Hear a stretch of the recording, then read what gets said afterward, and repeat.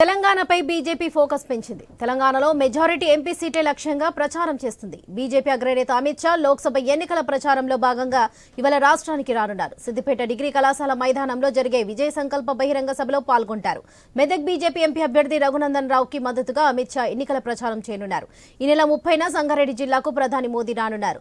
సుల్తాన్పూర్లో నిర్వహించనున్న బహిరంగ సభలో పాల్గొననున్నారు. మెదక్ జహీరాబాద్ అభ్యర్థుల ప్రచార సభకు మోదీ హాజరు కానున్నారు. గురూజీ రామ్ నారాయణ్ జీ ప్రపంచ ప్రఖ్యాత జ్యోతిష్యులు ఇప్పుడు మన హైదరాబాద్ లో ఎటువంటి సమస్యలకైనా తక్షణ పరిష్కారం చేయబడును. సంప్రదించండి 96651137 9000004357.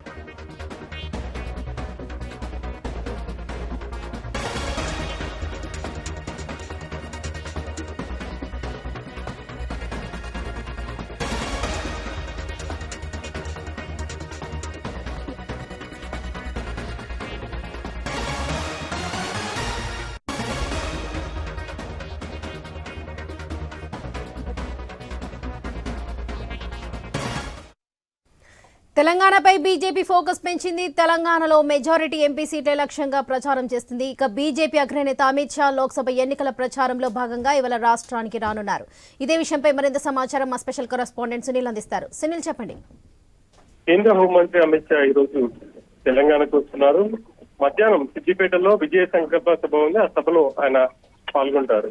11 గంటలకు ప్రత్యేక విమానంలో ఢిల్లీ నుంచి బేగంపేట విమానాశ్రయానికి చేరుకుంటారు. అక్కడి నుంచి హెలికాప్టర్ లో సిద్దిపేటకు చేరుకుని ఈ సభలో పాల్గొననున్నారు. ఈ అమిత్ షా రానున్న నేపథ్యంలో సభకు పెద్ద ఎత్తున ఏర్పాటు చేశారని చెప్పేసి చెప్పుకోవాలి. ఇక పార్లమెంట్ ఎన్నికల ముందు కూడా నోటిఫికేషన్ కంటే ముందు కూడా ఇటు ప్రధాని మోడీ సంగారెడ్డి జిల్లాకు వచ్చారు. 30వ తేదీన మళ్ళీ మోడీ సభ కూడా ఉండబోతా ఉంది. జహీరాబాద్ మెదక్ పార్లమెంట్ పరిధిలో ఈ సభను బీజేపీ శ్రేణులు ఏర్పాటు చేశారని చెప్పేసి చెప్పుకోవచ్చు.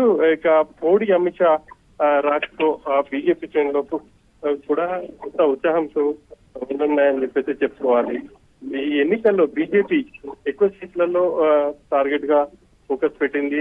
దాదాపుగా 10 స్థానాలను గెలుచుకునే లక్ష్యంగా ముందుకు వెళ్తుందని చెప్పాలి. అందులో భాగంగానే ప్రతి నియోజకవర్గ పరిధిలో కూడా అగ్రనాయకులతో సమావేశాలు ఏర్పాటు చేసుకుంది. అందులో భాగంగానే ఈ రోజు విజయ సంకల్ప సభలో అమిత్ షా సిద్దిపేటకు రానున్నారు.